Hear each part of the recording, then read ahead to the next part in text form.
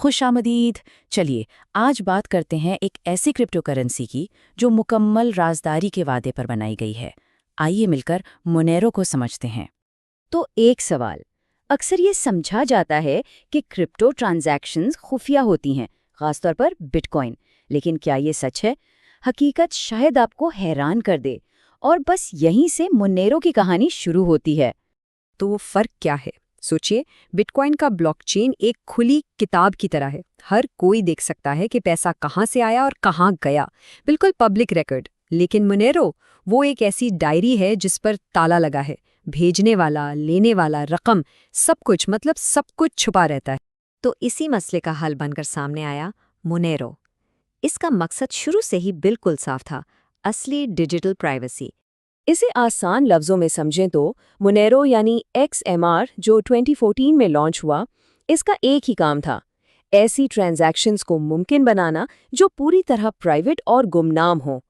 और यही वो चीज़ है जो इसे बिटकॉइन जैसी करेंसी से बिल्कुल अलग खड़ा करती है।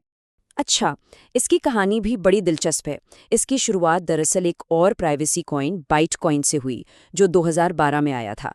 फिर क्या हुआ, 2014 में एक डेवलपर ने इसके कोड को फॉर्क किया, मतलब उसकी एक अलग कॉपी बनाई और उससे मोनेरो बना डाला। वजह यह थी कि बाइटकॉइन में कुछ ऐसी तब्दीलियां हो रही थी जिनसे वो मुत्तफिक नहीं थे। और यहाँ से प्राइवेसी पर फोकस और भी क्लियर हो जाता है। इसकी जो फाउंडिंग टीम थी उसमें 7 डेवलपर्स थे और उनमें से 5 ने गुमनाम रहने का फैसला किया, मतलब प्रोजेक्ट की बुनियाद ही गुलामी पर रखी गई थी। तो इसकी सप्लाई का क्या सीन है? मोनेरो की जो शुरुआती सप्लाई थी वो 18.4 मिलियन पर फिक्स थी और ये टारगेट मई 2022 में पूरा हो गया। लेकिन इसका मतलब ये नहीं कि मोनेरो बनना बंद हो गए, बल्कि अब नेटवर्क को चलाते रहने के लिए माइनर्स को एक छोटा सा मुस्तकिल रिवॉर्ड मिलता रहता है। उसे टेल एमिशंस कहते हैं। ये चीज़ माइनर्स को हमेशा इंसेंटिव देती रहती है। चलिए अब इसके सबसे दिलचस्प हिस्से की तरफ चलते हैं, इसकी टेक्नोलॉजी। आखिर मोनेरो ये सब करता कैसे है?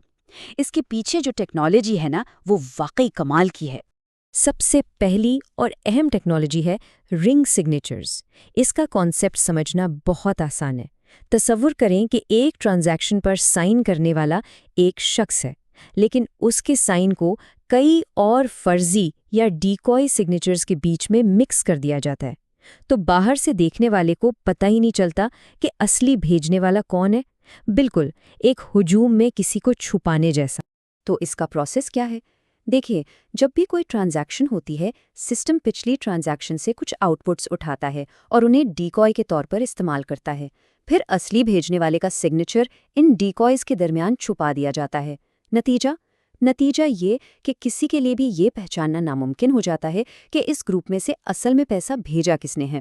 ओके, ये तो हुई भेजने वाले की बात। अब वसूल करने वाले का क्या? यहाँ काम आते हैं स्टेल्थ एड्रेसेस। ये भी ज़बरदस्त चीज़ है।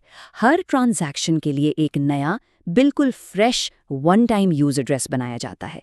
इससे होता यह है कि कोई भी ये लिंक नहीं कर सकता कि ये सारी पेमेंट्स एक ही बंदे को जा रही हैं। इसे यूं समझ लें, ये बिल्कुल ऐसा है जैसे हर खत के लिए एक नया पीओ बॉक्स मिल जाए, जिसे सिर्फ एक बार इस्तेमाल करके फेंक दिया जाए। तो बस भेजने वाले और वसूल करने वाले को ही पता होता है कि पेमेंट असल में कई कहाँ है। बाकी पूरी दुनिया के लिए हर ट्रांजैक्शन एक अलग मंजिल पर जा रही है। तो इन सब टेक्नोलॉजीज़ का मिलकर जो नतीजा निकलता है वो है फंजिबिलिटी। ये थोड़ा टेक्निकल लफ्ज़ है, लेकिन इसका मतलब सिंपल है। हर मोनेरो कॉइन दूसरे मोनेरो कॉइन जैसा है, उनकी कोई हिस्ट्री नहीं है। इसे बिटकॉइन से कंपेयर करें, बिटकॉइन को ट्रैक किया जा सकता है, पता लगाया जा सकता है कि वो कहाँ से गुजरा है और उसे ब्लैकलिस्ट भी किया जा सकता है। लेकिन मोनेरो, हर कॉइन बिल्कुल नया, बिल्कुल साफ करता है।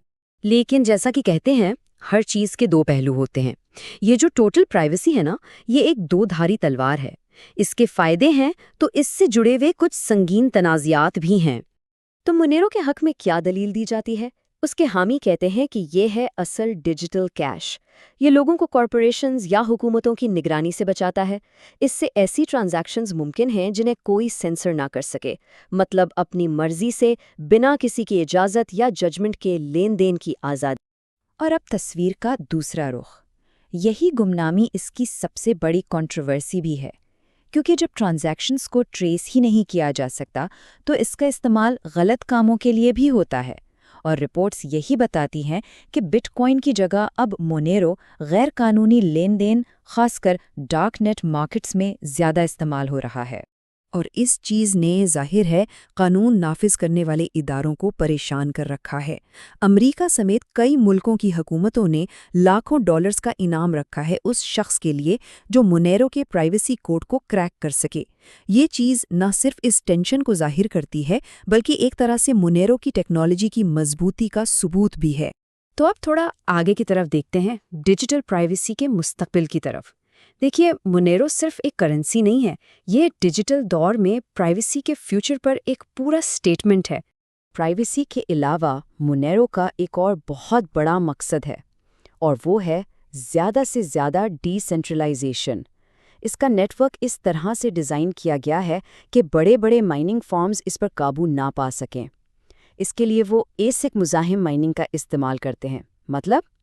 मतलब ये कि इससे अपने घर के आम कंप्यूटर, सीपीयू या जीपीयू से भी माइन किया जा सकता है। इससे पावर चंद लोगों के हाथ में रहने के बजाय बहुत से लोगों में तकसीम हो जाती है। तो सारी बात आखिर में आकर इस एक बुनियादी सवाल पर रुक जाती है। ये जो हमारी डिजिटल दुनिया तेज़ी से बढ़ रही है, इसमें मुकम्मल मालियाती राजदारी क्या है? क्या ये एक बुनियादी हक है या फिर एक खतरनाक हथियार?